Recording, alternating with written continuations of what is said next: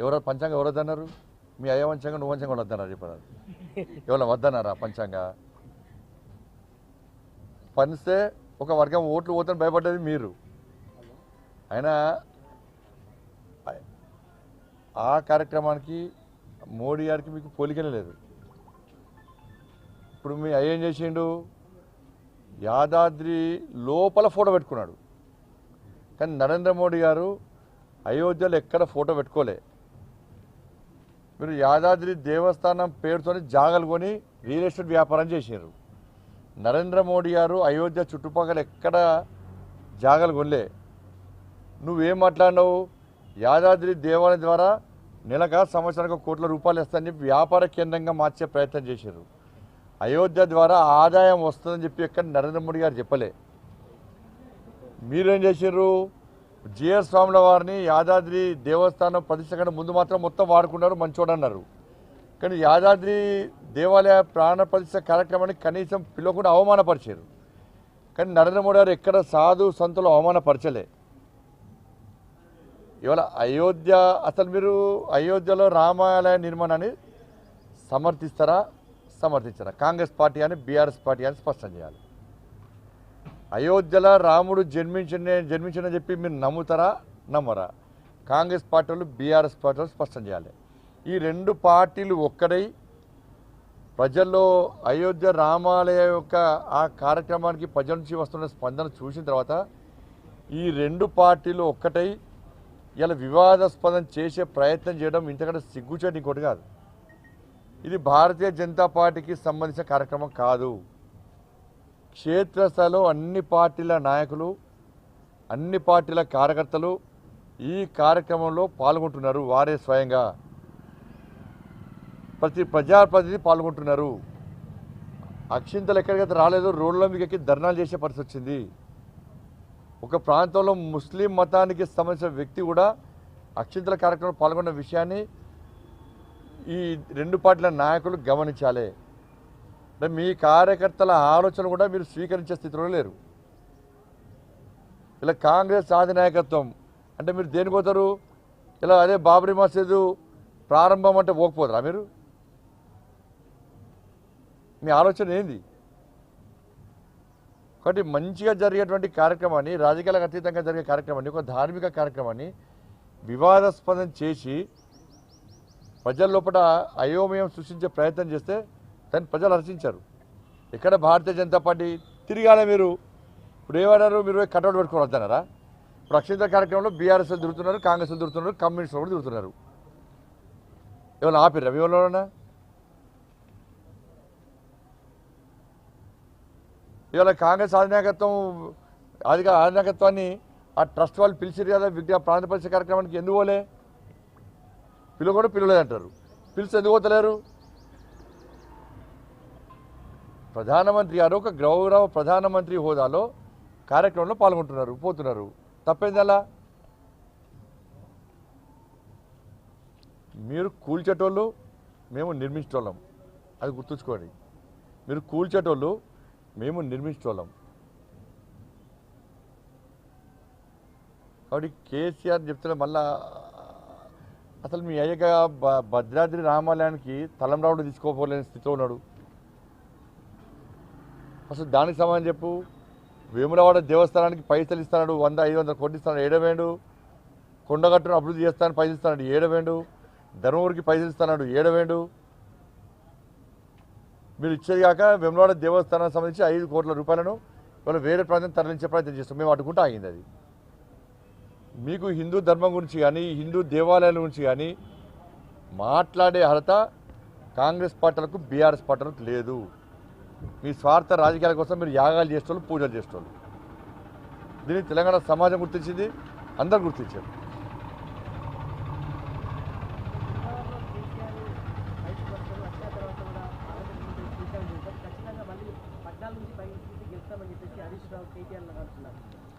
బయటికి వస్తేనే పడుచుకోవాలి, లోపల ఉన్న పడుచుకోవాలి. కేసీఆర్ గురించి వాళ్ళు మాట్లాడుస్తారు. ఎలా చెప్పు. కేసీఆర్ జనం మర్చిపోయారు. బయట తిరిగితే ఎన్ని గెలిచినాయి? కేసీఆర్ బయట ఉన్న లోపల ఉన్న కేసీఆర్ గురించి పట్టించుకునే వ్యక్తులు లేరు. ఇవాళ బీఆర్ఎస్ పార్టీ తెలంగాణ గురించి మాట్లాడే అర్హత కోల్పోయింది. వాళ్ళ పార్టీ నుంచే తెలంగాణ అనే పదాన్ని తొలగించినటువంటి పార్టీ బీఆర్ఎస్ పార్టీ. జాతీయ పార్టీ అన్నారు, ముంబైలో పోటీ చేస్తామన్నారు. అసలు జాతీయ పార్టీ ప్రాంతీయ పార్టీ ఇప్పుడు స్పష్టత లేదు వాళ్ళకు. ఇది విక్తం అది విక్తం, ఇది ఓడుస్తాం అది ఓడుస్తాం అన్నారు. మేమే కీలక పాత్ర పోషిస్తాం ఈసారి పార్లమెంట్ ఎన్నికల్లో అన్నారు. ఏ రాష్ట్రంలో ఎన్ని సీట్లు పోటీ చేస్తారో స్పష్టం చేయండి. ఇక్కడనే క్యాండిడేట్ గతి లేరు. మీ బీఆర్ఎస్ పార్టీ వాళ్ళే ఇవాళ మీ పార్టీ సింబల్ మీద పోటీ చేయడానికి సిద్ధంగా లేరు పార్లమెంట్ ఎన్నికల్లో. ఎందుకంటే ఏడవైనా గల్లీలో ఎవరున్నా కూడా ఢిల్లీలో మోడీ గారు ఉండాలని చెప్పి ప్రజలు కోరుకుంటున్నారు. గల్లీలో ఎవరున్నా కూడా ప్రస్తుత పరిస్థితిలో ఢిల్లీలో మోడీ గారు ఉండాలని చెప్పి ప్రజలు కోరుకుంటున్నారు. అన్ని పార్టీల నాయకులు కోరుకుంటున్నారు. మళ్ళీ అప్పీల్ చేస్తున్నారు. కాంగ్రెస్ బీఆర్ఎస్ పార్టీ నాయకులకు మళ్ళీ అప్పీల్ చేస్తున్నారు. ఢిల్లీలో తిరిగి ఏర్పడేది నరేంద్ర మోడీ గారి ప్రభుత్వం. ఇక్కడ ఎక్కువ సంఖ్యలో భారతీయ జనతా పార్టీకి సంబంధించిన పార్లమెంట్ సభ్యులు గెలిస్తే ఎక్కువ నిధులు వస్తాయి. మనం తెలంగాణ రాష్ట్రాన్ని అభివృద్ధి చేసుకోవాలి. బీజేపీ కార్యకర్తలైనా, బీఆర్ఎస్ పార్టీ కార్యకర్తలైనా, కాంగ్రెస్ పార్టీ కార్యకర్తలైనా అసెంబ్లీ ఎన్నికలు అయిపోయినాయి. ప్రజలు తీర్పిచ్చారు. దాన్ని శిరస వహించడం వల్ల కూడా ప్రజాస్వామ్య వల్ల మేము. కాబట్టి ఇప్పుడు పార్లమెంట్ ఎన్నికల్లో బీజేపీ పార్లమెంట్ సభ్యులు గెలిస్తే ఎక్కువ నిధులు వస్తాయి. ఇదే అక్కడ తిరిగి ఏర్పడేది మోడీ గారి ప్రభుత్వం క్లారిటీ ఉంది అలా. ఒకటి పగలు పట్టింపులు ఇవన్నీ పోకుండా అన్ని పార్టీల కార్యకర్తలు ప్రజలకు ఆలోచిస్తున్నటువంటి ఆలోచనకు అనుగుణంగా మీరు జెండాలు పక్కకు పెట్టండి. భారతీయ జనతా పార్టీ గెలిస్తే ఇవాళ మనకు నిధులు వస్తాయి, మన తెలంగాణ రాష్ట్రం అభివృద్ధి చెందుతుంది. ఇట్లా ఆలోచించాలని చెప్పి కోరుతా ఉన్నాను నేను. బీఆర్ఎస్ లేనే లేదే. బీఆర్ఎస్ ఏడు చెప్పరాదు. ఇప్పుడు బీఆర్ఎస్ సింబల్ మీద ఎంపీగా పోటీ చేయడానికి ఎవరైనా సిద్ధంగా ఉన్నారా? 17 మంది పేర్లను 24 hours అనౌన్స్ చేయమని చెప్పండి. మా దాంట్లో పోటీ ఉంది, వాళ్ళ పోటీ లేదు.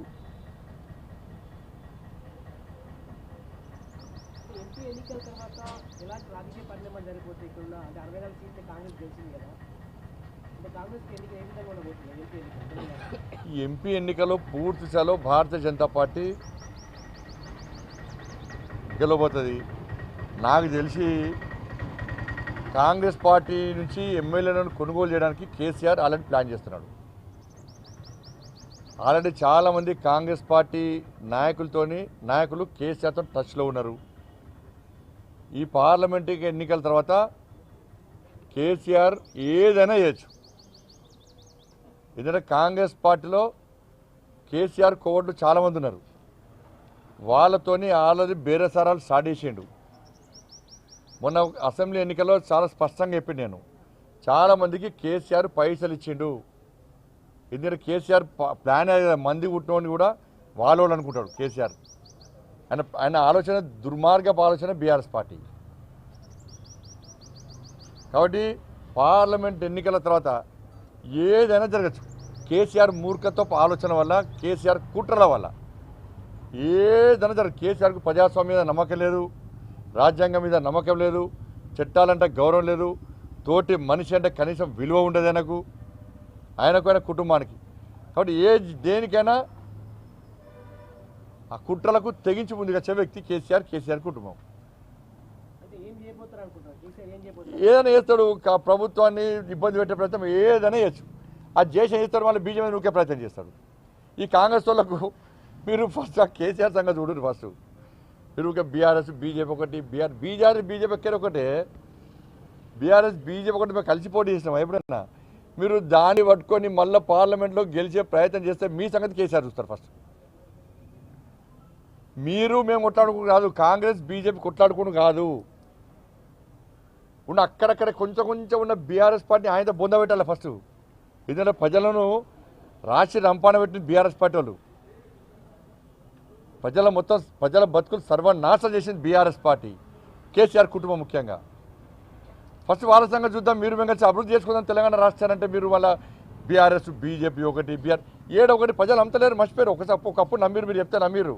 ఇప్పుడు ఎవ్వరు కూడా బీఆర్ఎస్ బీజేపీ ఒకటంటే ప్రజలు నమ్మే స్థితిలో లేరు. ఫస్ట్ మీరు బీఆర్ఎస్ సంగతి చూసుకోరి. తెరవనికే ఏం జరుగుతుందో, కేసీఆర్ ఏం చేస్తుండో, ఏం చేయబోతుండో ఫస్ట్ దాన్ని గమనించండి. మీ ఇంటెలిజెన్స్ వ్యవస్థను పరిశీలన చేసుకోండి ఫస్ట్. అరే చాలా విషయాలు మాకు తెలుస్తున్నాయి, మీకు తెలుస్తలేవు. మీరు గదే గుడ్డి ఆలోచన ఉన్నారు. బీఆర్ఎస్ బీజేపీ ఒకటి అది చెప్పుకుంటేనే టైం పాస్ చేసే ప్రయత్నం. దాన్ని ఎవరు నమ్మరు. హాస్పిటల్ ఎన్నికలు ఎవరు నమ్మరు. కొంత నమ్మించారు, దాని సక్సెస్ అయ్యారు, నమ్మించారు వాళ్ళు, మోసం చేయడం వాళ్ళు. ఇప్పుడు నమ్మరు, ప్రజలు నమ్మరు. ఇప్పుడు ప్రజలు తెలంగాణ రాష్ట్ర అభివృద్ధి కోరుకుంటున్నారు. కాంగ్రెస్ పార్టీ ప్రభుత్వం ఏర్పడ కూడా కేంద్రంలో బీజేపీ ప్రభుత్వం ఏర్పడబోతుంది కాబట్టి ఈ ఎన్నికల్లో బీజేపీకి ఓటేయాలి. మనం తెలంగాణ రాష్ట్రాన్ని అభివృద్ధి చేసుకోవాలి, ఎక్కువ నిధులు తెచ్చుకోవాలి. ఎక్కువ నిధులు రావాలంటే, తెలంగాణ రాష్ట్రం అభివృద్ధి చెందాలంటే ఇలా బీజేపీ ఎంపీలను గెలిపించాలి. బీజేపీ ఎంపీలను గెలిస్తే బీజేపీ ఎంపీలు కొట్లాడి ఎక్కువ నిధులు తీసుకొస్తారు. అయిపోయింది, ఎన్నికల వాతావరణం అయిపోయింది. ఇప్పుడు అభివృద్ధి కావాలి మనకు. అప్పుల పాలైంది తెలంగాణ రాష్ట్రం. అప్పులు తీర్చుకోవాలి, సంక్షేమ పథకాలు అమలు కావాలి. కాంగ్రెస్ పార్టీ ఇచ్చిన హామీలు నెరవేర్చాలంటే కూడా ఇక్కడ బీజేపీ రావాలి, ఎంపీలు గెలవాలి. ఇప్పుడు ఎక్కడ తీసుకొస్తారు పైసలు? వాళ్ళ రైతు బంధు మీరేమన్నారు? ఎన్నికల తర్వాత వెంటనే 15,000 రూపాయలు ఎకరానికి వేస్తామన్నారు. 48 లక్షల వాళ్ళ సీజన్ స్టార్ట్ అయింది. 48 లక్షల మంది రైతులు అది ఎదురు చూస్తున్నారు. ఇవాళ పంట పెట్టుబడి పెట్టలేని పరిస్థితి ఉన్నది ఇవాళ. కాబట్టి రైతు బంధు ఎందుకు వేయాలి? ఎందుకు వేయరు? కానీ మీ కాంగ్రెస్ పార్టీ సంక్షేమ పథకాలు అమలు కావాలన్న కూడా ఇక్కడ బీజేపీ పార్లమెంట్ సభ్యులు అధిక స్థానాల్లో గెలవాలి. దాన్ని కాంగ్రెస్ పార్టీ నాయకులు గుర్తుంచుకోవాలి. మీ కాంగ్రెస్ పార్టీ గెలవది, కేంద్రంలో రాదు. అందుకే నేను కాంగ్రెస్ పార్టీ నాయకులకు నేను పర్సనల్ విజ్ఞప్తి చేస్తున్నాను, మీరు మొండిపాటు పోకూరి. ఇక్కడ రాహుల్ గాంధీ శభాష్ అనాలే, సోనియా గాంధీ శభాష్ అని చెప్పి మీరు మొండిపాటుతోని మేము కొట్లాడి ఇంకోటి మధ్యలో గెలుచుడో, ఇలా ఎక్కువ స్థానాలు పార్లమెంట్లో మీరు గెలవాలని చూస్తే మీకే మోసం, తెలంగాణ రాష్ట్ర ప్రభుత్వానికే మోసం జరుగుతుంది. దాన్ని గుర్తుంచుకోవాలి. మీరు మొండిపాటు పక్క పెట్టండి. ఇలా ఇక్కడ బీజేపీ గెలవాలని కోరుకోరు. మీరు గెలిస్తేనే మీరు రాష్ట్రంలో అధికారులు ఉంటారు, అభివృద్ధి మనం చేసుకుంటాం. అభివృద్ధి ద్వారా మేము కూడా సహకరిస్తాం. మోడీ గారికి ఎన్నికలు ఇవన్నీ ముఖ్యంగా, దానికి అభివృద్ధి ముఖ్యం. ఏ పార్టీ అధికారంలో కూడా అభివృద్ధి చేయాలనుకుంటారు. అటువంటి వ్యక్తికి ఇంకా మనం తెలంగాణ రాష్ట్రం నుంచి ఇంకా ప్రోత్సహించే ప్రయత్నం చేయాలి. ఎక్కువ ఎంపీలకి బీజేపీ ఎంపీలు కలిస్తే ఎక్కువ నిలుచుకొని మీరు మేము కలిసి ఎక్కువ నిలుచుకొచ్చుకుందాం. అట్లానే అనేది ఇప్పుడు బీఆర్ఎస్ వాళ్ళు 17 సీట్లు గెలుస్తామంటున్నారు, కాంగ్రెస్ వాళ్ళు 14 సీట్లు గెలుస్తామంటున్నారు. మేము 14 సీట్లు, ఎన్ని ఉన్నాయి సీట్లు? 17 సీట్లే ఉన్నాయి. ఇవన్నీ కలిపితే 50 దాడుతున్నాయి వాళ్ళ. కాబట్టి నేను మళ్ళీ చెప్తున్నా, ప్రజలు ఏం కోరుకుంటారు అంటే గల్లీలో ఎవరు కూడా ఢిల్లీలో మోడీ గారు ఉండాలి ఈ దేశం కోసం. ఇది ప్రజల ఆలోచన, ప్రజల విధానం, ప్రజల నినాదం. సుస్థిరంగా ఉండాలని కోరుకుంటున్నాను. మేము ప్రభుత్వాలను కూల్చేటువంటి ఆలోచన మాకు ఉండదు. అటువంటి కుట్ర మాకు తెలియదు. కేసీఆర్ విషయంలో కొంచెం జాగ్రత్తగా డేగా కనతం చూడాలంటున్నాను నేను. కేసీఆర్ కామన్ అంటే కుట్రలు చేస్తాడు, ఏది చేసినా కుట్రలు చేస్తూ ఉంటాడు. దాన్ని గమనించుకోండి, మీ ప్రభుత్వం జాగ్రత్త. మరి అది కేసీఆర్ ఏం చేస్తాడో అర్థం చేసుకోండి ఒకసారి. ధన్యవాదాలు. ఒకవేళ కేసీఆర్ అయిన కుట్రలు కనుక చేసినట్టయితే బీజేపీగా మీరు వాటిని అడ్డుకుంటారా? ఎటువైపు ఉంటారు? మాకే సంబంధమే. వాళ్ళు కూర్చొని వాళ్ళని చేయాలి. ప్రజాస్వామ్యాన్ని కాపాడాల్సిన బాధ్యత భారతీయ జనతా పార్టీ మీద ఉంటుంది. ప్రజాస్వామ్యాన్ని కాపాడే పార్టీ భారతీయ జనతా పార్టీ, ప్రజాస్వామ్యాన్ని పరిరక్షించే పార్టీ భారతీయ జనతా పార్టీ. కానీ వాళ్ళ ఎమ్మెల్యేలను, వాళ్ళ నాయకులను కాంగ్రెస్ పార్టీ కాపాడుకోవాలి. మేము పోయి కాపాడుతామా? అన్న పోకురాన్ని బీఆర్ పోకురాన్ని మేము ఆడుతామా? వాళ్ళు కాపాడుకోవాలి.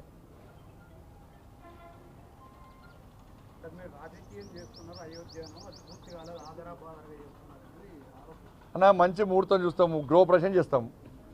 గృహప్రవేశం మొత్తం బిల్డింగ్ కంప్లీట్ అయినాక గృహప్రవేశం చేస్తామా? మంచి ముహూర్తం చూస్తాం కదా విజయాన్ని. మంచి ముహూర్తం చూస్తాము, బలమైన ముహూర్తం చూస్తాము. ఇది ఒక్కరు చూసే ముహూర్తం కాదు, ఒక రాజకీయ పార్టీ చూసే ముహూర్తం కాదు. సాధు సంతువులు అందరూ కూడా కలిసి ఒక బ్రహ్మాండమైన ముహూర్తం చూసి ఆ రోజు ప్రాణ ప్రతిష్ఠ చేస్తారు. రాజకీయం ఏడేస్తున్నాం మేము. ఇప్పుడు కాంగ్రెస్ వాళ్ళను, బీఆర్ఎస్ వాళ్ళను, కమ్యూనిస్టులను ఓటింగ్స్ పెట్టుకోమని చెప్పి మేము అని పెట్టుకోగలుగుతున్నామా? మేము అక్షింతల కార్యక్రమం మీరే పాల్గొనండి. మేము ఎక్కడైనా బీజేపీ కండవేసుకుని పాల్గొన్నామా? ఇప్పుడు మేమే పాల్గొంటే బదనామా అవుతుందని చెప్పండి. అది రాజకీయాలకు అతీతంగా జరిగే కార్యక్రమం.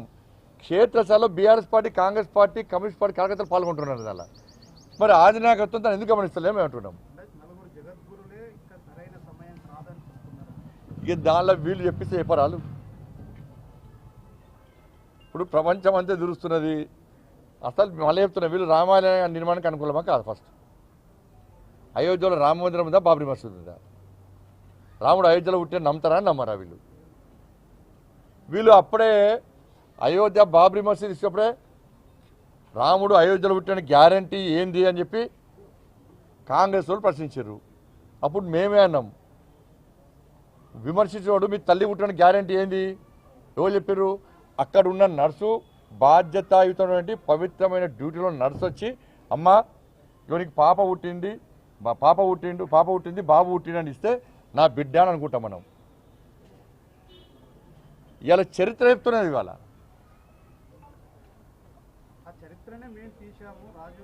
మరి తీస్తే ఎందుకు వస్తలేరు మీరు? మరి బాబ్రీ మసీద్ కూల్చిపోతే తప్పు అని ఎందుకన్నారు మీరు? రామాలయ నిర్మాణ కార్యక్రమాన్ని ఎందుకు వ్యతిరేకించారు మీరు? ఎందుకు వివాసం చేశారు? ఇవాళ అయోధ్య మీరే చరిత్ర రాశారు కదా, మరి రామాలయ నిర్మాణ ప్రాణ ప్రతిష్ఠ కార్యక్రమాన్ని ఎందుకు హాజరైతలేరు? ఇది భారతీయ జనతా పార్టీ కార్యక్రమం కాదు. భారతీయ జనతా పార్టీ కార్యక్రమం మీరు వెళ్ళకపోతుంది కదా. అన్ని పార్టీలు, అన్ని మతాలు అందరూ వస్తున్నారు దానికి. గౌరవ సుప్రీంకోర్టు అయోధ్య రామాలయ విషయంలో తీర్పు ఇచ్చిన రోజు ఈ మూర్ఖత్వం కాంగ్రెస్ పార్టీ ఈ దేశంలో విధ్వంసం జరగాలని కోరుకున్నది. ఈ దేశంలో విధ్వంసం జరగాలని కోరుకున్న పార్టీ కాంగ్రెస్ పార్టీ. కానీ ప్రజలు ప్రశాంతమైన వాతావరణంలో ఉన్నారు ఆ రోజు. దాన్ని భరించలేకపోయింది కాంగ్రెస్ పార్టీ, సహించలేకపోయింది కాంగ్రెస్ పార్టీ. ధన్యవాదాలండి.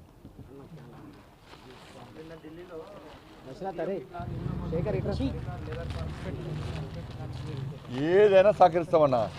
తెలంగాణ రాష్ట్ర అభివృద్ధికి వాళ్ళు రమ్మంటే మేము వస్తాం, వాళ్ళు వేనా మా నాయకులకు తప్పకుండా తెలంగాణ రాష్ట్ర అభివృద్ధి సహకరించాలని విజ్ఞప్తి చేస్తాం.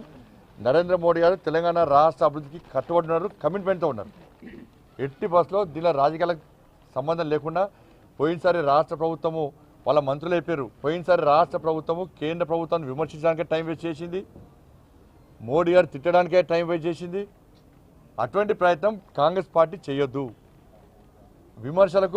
ప్రతి విమర్శలకు సమయాన్ని వృధా చేసుకోకండి. మీరు మేము అందరం కలిసి తెలంగాణ రాష్ట్రపతి అందరం కలిసి తెలంగాణ రాష్ట్ర అభివృద్ధికి నిధులు తెచ్చుకుందాం. అందుకే దానికి ఎక్కువ నిధులు రావడానికి మంచి అవకాశం పార్లమెంట్ ఎన్నికల్లో భారతీయ జనతా పార్టీ ఎంపీలను గెలిపించడం.